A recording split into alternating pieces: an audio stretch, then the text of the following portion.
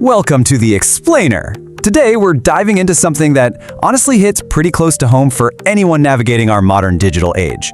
We're talking about the velvet rope and how we actually distinguish secrecy from privacy.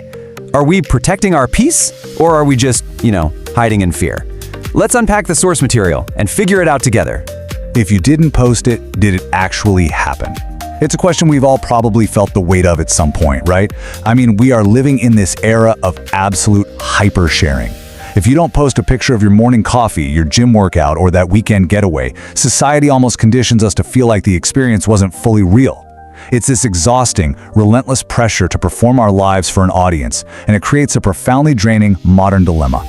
And here's a really interesting consequence of that hyper-connected reality. Pulling back is often mistakenly viewed as hiding something. Because everyone seems to be sharing everything all the time, the moment we decide to, not broadcast every single detail of our day, people can easily get suspicious. It turns out we live in a world that operates on this false assumption that quietness equals guilt. But actually, knowing the difference between hiding and protecting, well, that changes everything. Let's start by looking at the burden of secrecy. Secrecy is an active, energy-draining habit of deliberately withholding information driven by fear, shame, or guilt. Keeping a secret is definitely not passive. It requires constant mental gymnastics. Think of it like a massive financial debt that you constantly have to manage and pay incredibly high interest on.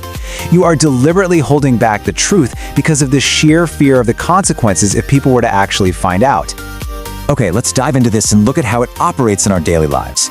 Think about hiding who you're texting to avoid hurting a partner, or hiding a mistake at work out of pure fear of getting fired, or perhaps hiding a bad habit just because you're deeply ashamed of it. What do all three of these have in common? They are all rooted in active deception to avoid a negative consequence.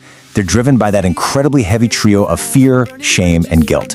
And what's absolutely fascinating here is that the burden isn't just emotional, it is intensely physical. Keeping secrets actually spikes your cortisol levels. Why? Because your brain is constantly playing defense. Psychologists have found that this takes a literal physical toll on your body. Your stress hormones are elevated because you're constantly on guard, desperately trying not to trip over your own lies or omissions. This physical and emotional burden builds these massive, isolating walls between you and the people who care about you. So let's take a collective breath here, slow things down a bit, and shift gears entirely to privacy. Privacy is withholding information driven not by fear, but by respect and healthy boundaries to protect a sacred space. Do you notice the total shift in energy there? Privacy isn't driven by shame, it is grounded in respect. It's the deep understanding that not everyone in the world has earned the right to a front row seat to your life. You aren't hiding a shameful truth, you are fiercely protecting something valuable. Let's look at what this actually looks like in practice. It means choosing not to post your kids on social media, keeping your salary or your relationship arguments completely away from your coworkers, or working quietly on a brand new business idea before you announce it to the world. None of these are about hiding something shameful. Not at all. They are intentional, mature choices to protect the intimate, vulnerable parts of your life from the noise of the outside world.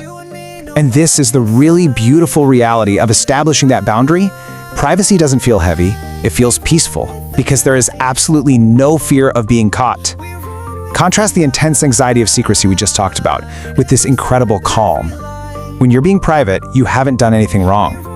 You aren't worried about slipping up. You are simply taking the most intimate parts of your reality and reserving them for yourself, and for the very select few people you genuinely trust. Section 1. The golden rule to tell them apart.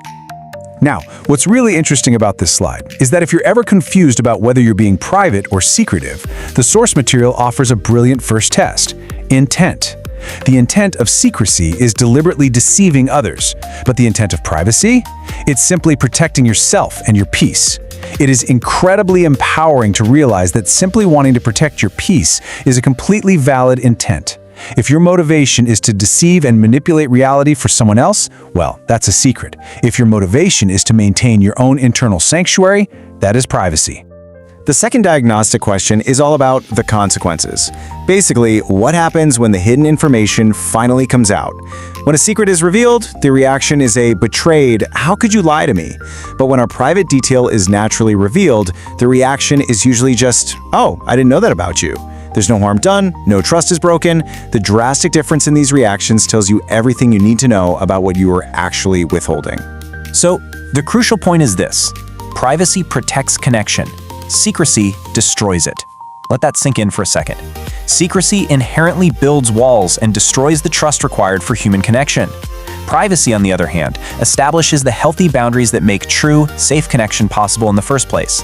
You cannot have a healthy relationship without privacy, but a relationship absolutely cannot survive on secrecy. Section 2. The Velvet Rope, your modern superpower. Digital burnout is incredibly real today. When we constantly feel forced to share everything, we can completely lose our sense of self. We end up living desperately seeking the approval of the crowd instead of living in the peace of our own reality. The solution? Think of privacy as a velvet rope around your life. You get to decide who gets VIP access. And this brilliantly illustrates that you are the bouncer at the club of your own life. You do not owe the internet, your acquaintances, or even your extended family every single thought, feeling, or plan that crosses your mind. You hold the velvet rope. You grant the VIP access. Why does holding that velvet rope matter so much? Because cultivating a private life allows you to grow in the dark without the pressure of everyone else's opinions. This is absolutely vital. Like a seed planted in the soil, you need unjudged, quiet space to just figure yourself out. If you expose every new idea, every new relationship, or every new goal to the glaring light of public opinion way too early, it'll wither. Privacy gives you the dark, nourishing space to grow before you're finally ready to share. Which leaves us with a final lingering question to ponder. Where do you draw the line? As we wrap up this explainer, it's really worth taking a hard look at our own boundaries. It might be time to drop the secrets. They're incredibly heavy, they spike our cortisol, and they destroy connection. But we can fiercely, unapologetically protect our privacy. It's one of the very few things left in this hyper-connected world that belongs entirely to us. So where is your velvet rope? Thanks for exploring this with me today, and I hope it helps you build a more peaceful, intentional life.